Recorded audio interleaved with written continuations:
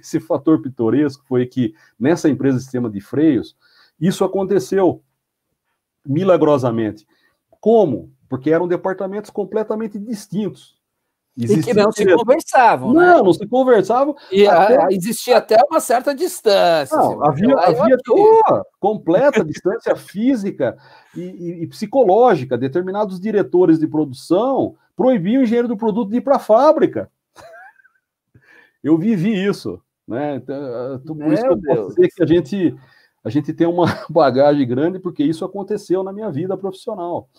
Então, como que foi que essa fusão aconteceu? Simplesmente porque um belo dia, um domingo, pegou fogo na engenharia industrial. Mas pegou fogo de queimar todos os desenhos. E eram desenhos em papel vegetal, sépias, né? Tudo, todos os processos, tudo. Literalmente ali nasceu uma empresa com processos e tudo mais da cabeça das pessoas. Não tinha mais nenhum documento de processo de fabricação. Foi quando a engenharia de processo foi junto com o produto. E aí fizemos a engenharia simultânea. Olha que coisa bonita. Perde-se de um lado, ganha-se do outro. É mais ou menos isso, é mais ou menos isso.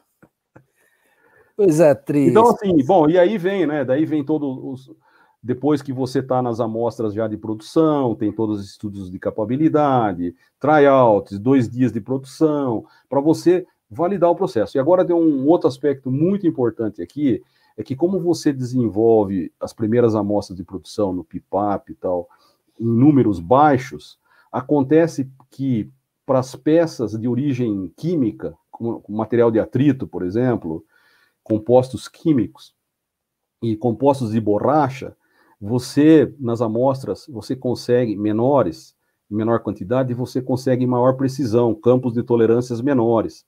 Quando isso entra em produção em larga escala, começa a ter as variações do processo, aí começa a dar problema no campo. Então, isso nós vivemos uma vida também com isso, né? Eu fico imaginando o que é a indústria de remédio no país.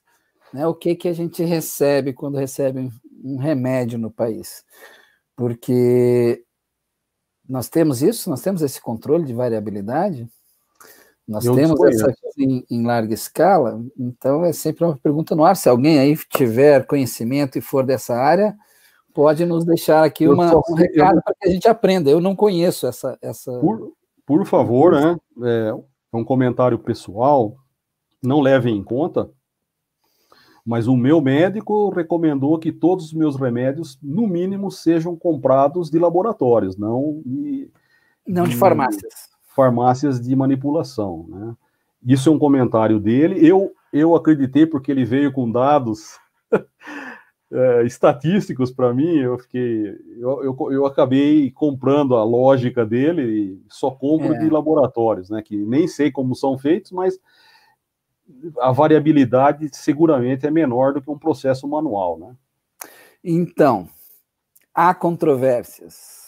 Há controvérsias, como eu disse, é uma opinião que eu adotei, baseado num raciocínio lógico simples, mas se um cara falar para mim, mas você não conhece a empresa tal, eu falei, puta, eu compro o remédio deles. Não, mas você para pensar, eu penso da seguinte maneira, olha só, é a história do produto customizado e o produto não customizado. Eu vou comprar um paracetamol da vida, e eu compro esse paracetamol de um grande laboratório.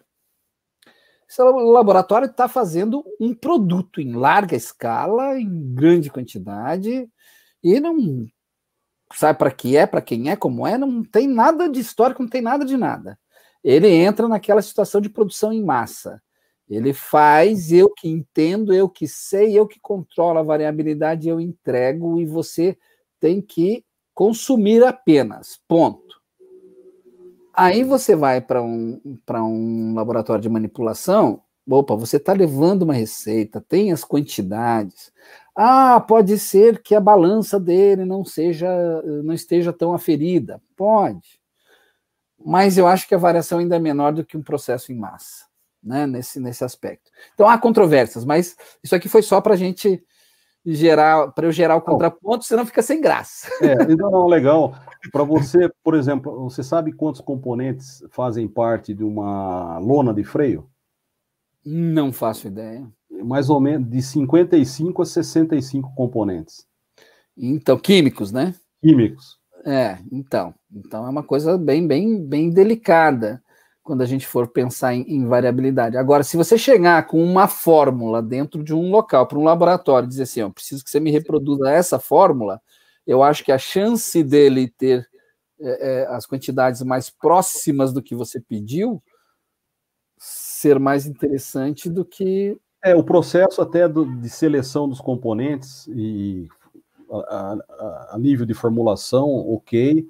O grande problema de um fabricante de material de atrito, por exemplo, é a variabilidade durante o processo. Né? Como tem muitos componentes, e durante o processo produtivo tem muitas regras, né? Só o cara que desenvolve isso há anos que sabe, porque tem muito jogo de muitas combinações de materiais, né? A uma determinada temperatura se comporta de um jeito, a uma determinada pressão se comporta de outro. Então, a grande ciência no desenvolvimento do material de atrito, além de conhecer todas as variáveis, a maioria das variáveis do processo, dos componentes, mas saber fazer esse ganha-ganha, sabe? Porque e não é um ganha-ganha, você ganha de um lado, perde do outro, mas você tem que estabelecer onde você está perdendo, onde você está ganhando. E o grande vilão da história é você estar com o freio pronto e daí você vai testar o freio e dar aquele famoso ruído e o cliente fala, não aceito isso sob hipótese alguma.